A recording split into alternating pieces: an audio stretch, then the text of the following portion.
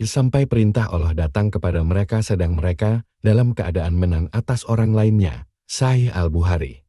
Penjelasan, hadits-hadits ini mengandung isyarat yang jelas terkait tetap adanya satu kelompok dari kalangan pejuang kebenaran yang tegak di atas din Allah sampai datangnya perintahnya. Para ulama berbeda pendapat tentang maksud perintah Allah amrulan di sini.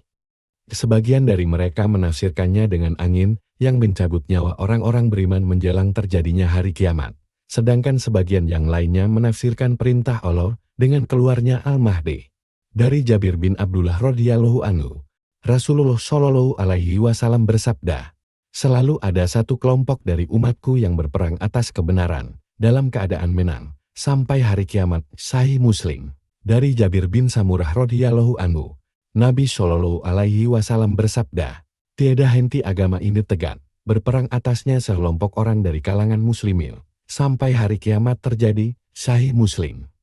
Kami katakan, Al-Ishabah secara bahasa bermakna satu kelompok orang yang jumlahnya antara 10 sampai 40 orang, atau semua kumpulan pria dan kuda dengan para penunggangnya, atau satu kelompok yang dapat mencukupi keperluan mereka sendiri dalam salah satu dari sekian banyak urusannya.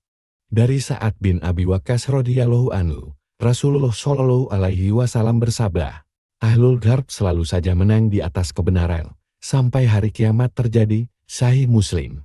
Imam An-Nawawi berkata, Ali Al-Madini bertutur, yang dimaksud dengan Ahlul Gharbe adalah orang Arab, yang dimaksud Gharb adalah geriba atau timba yang besar. Karena kehususan mereka dengan geriba itu, yang lainnya berkata, yang dimaksud dengannya adalah belahan barat bumi. Muadz berkata, mereka adalah penduduk Sam. Pada sebuah hadits dituturkan, mereka adalah penduduk Bait Al-Maqdis.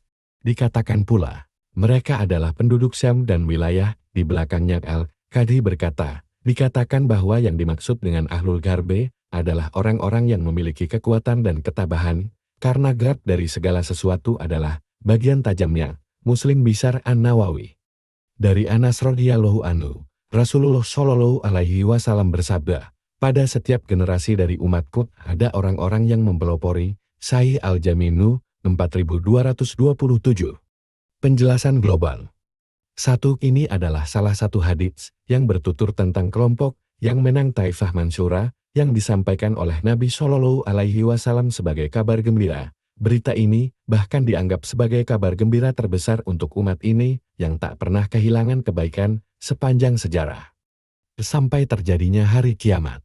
Inilah yang tidak pernah dimiliki oleh umat-umat terdahulu yang diintervensi oleh banyaknya pengubahan dan penggantian dalam kitab dan ajarannya, yang kemudian mengakibatkan penyimpangan para pemeluknya.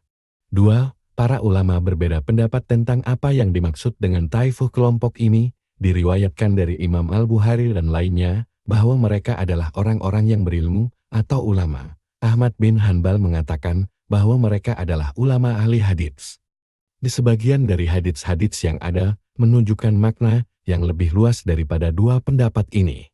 Menurut saya, Taifah Mansyurah mencakup semua orang beriman yang bertauhid, yang tegak di atas perintah Allah, dimanapun juga, baik tegaknya mereka itu dengan menggunakan senjata, atau sekedar berbicara dengan lisan, atau dengan selain itu.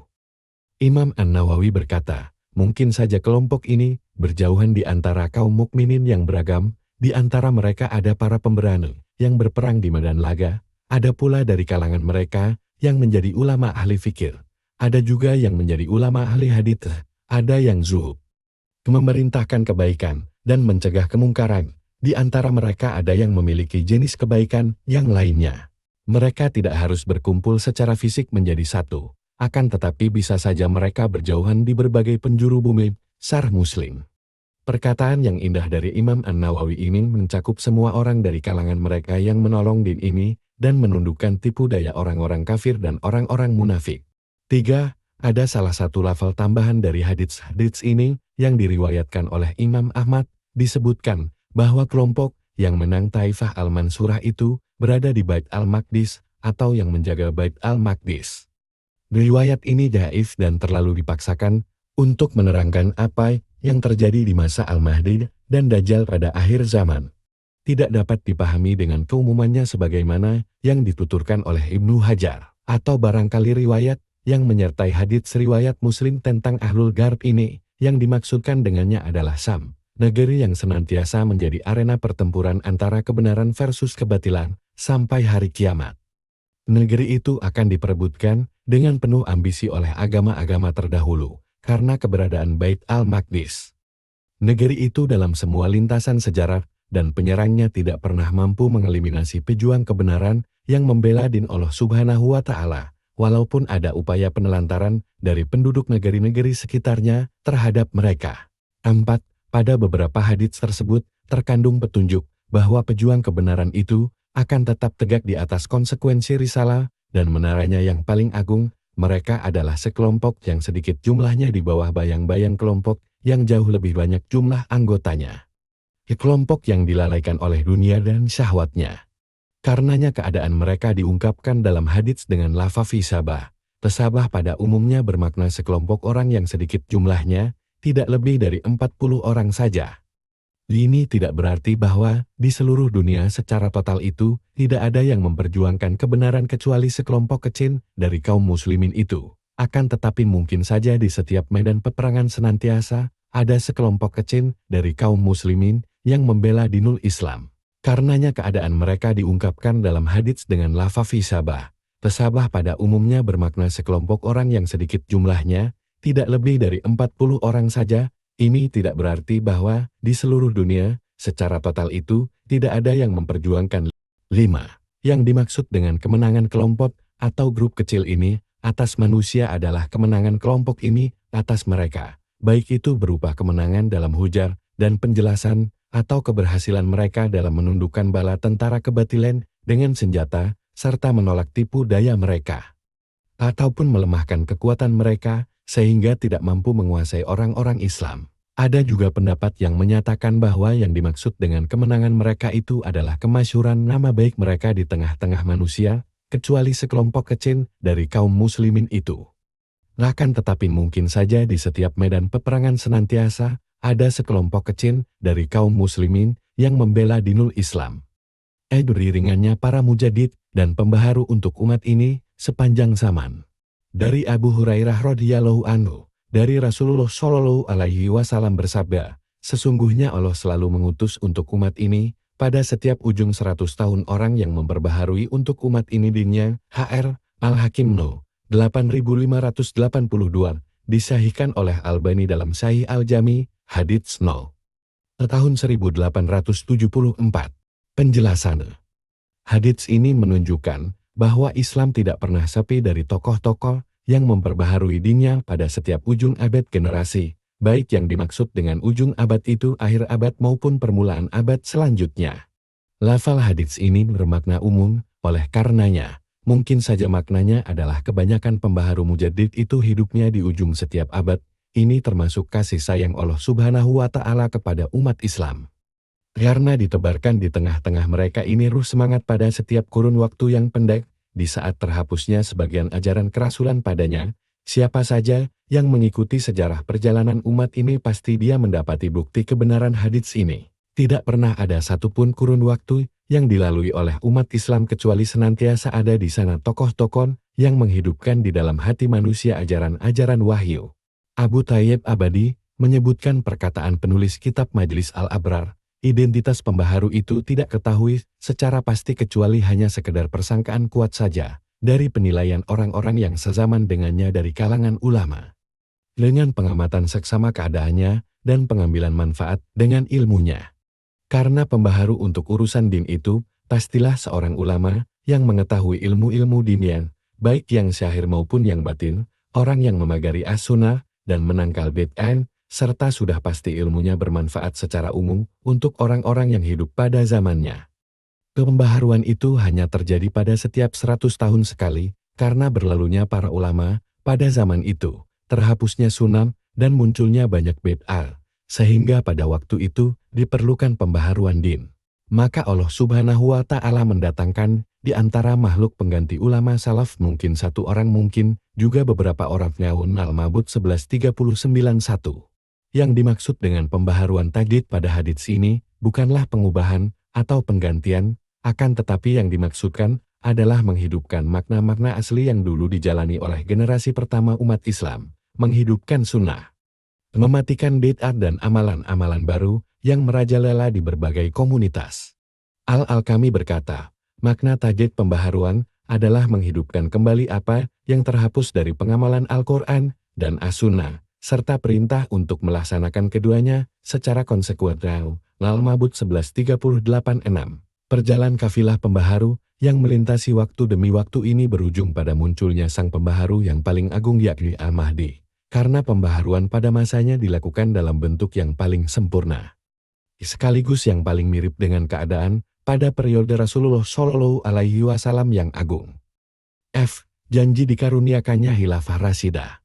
Dari Hudzaifah radhiyallahu anhu, Rasulullah Shallallahu Alaihi Wasallam bersabda, kenabian ada di tengah-tengah kalian selama waktu yang dikehendaki oleh Allah, kemudian Allah akan menghilangkannya apabila Dia menghendaki untuk menghilangkannya. Selanjutnya akan berlangsung kekhalifahan berdasarkan manhaj kenabian, itu berlangsung dalam waktu yang Allah kehendaki, kemudian Dia melenyapkannya apabila Allah menghendaki untuk melenyapkannya. Selanjutnya berlangsung kekuasaan raja-raja menggigit.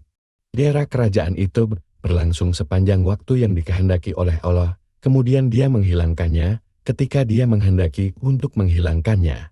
Selanjutnya berlangsung kerajaan yang lalim, lantas Dia melenyapkannya ketika Dia menghendaki untuk itu. Selanjutnya akan terjadi lagi kekhalifahan berdasarkan manhaj kenabian. H.R. Ahmad Al-Kufiyin, Hadits No. 18436, Isnad Ahmad ini tidak ada masalah. Penjelasan. Hadits ini di dalamnya mengandung syarat tentang berbolak-baliknya kondisi perpolitikan umat Islam sepanjang sejarah, dimulai dari pemerintahan kenabian nubuah yang berakhir dengan wafatnya Rasulullah Shallallahu Alaihi Wasallam. Kemudian dilanjutkan dengan kekhalifahan yang lurus Khilafah Rasyidah yang berakhir pada saat terjadinya tahun rekonsiliasi Am al-Jamaah, yaitu ketika Al-Hasan radhiyallahu anhu turun dari kedudukannya sebagai khalifah dan menyerahkan kepemimpinan atas kaum muslimin kepada Muawiyah radhiyallahu anhu. Selanjutnya era raja-raja yang menggigit, yang berakhir dengan runtuhnya kekhalifahan Utsmaniyah. Wallahu alam, umat Islam sekarang ini berada pada pemerintahan otoriter yang tidak diketahui kapan berakhirnya. Hadits ini secara jelas mengisyaratkan bahwa tidak akan terjadi sesudah era pemerintahan otoriter ini kecuali masa kekhalifahan yang lurus berdasarkan manhaj kenabian. Ini adalah janji dari Allah untuk umat akhir zaman. Dialah yang mengutus Rasulnya dengan membawa petunjuk dan agama yang benar, agar Dia memenangkannya di atas segala agama meskipun orang musyrik membenci. As-Saff 61:5. Allah itu Maha Gagah.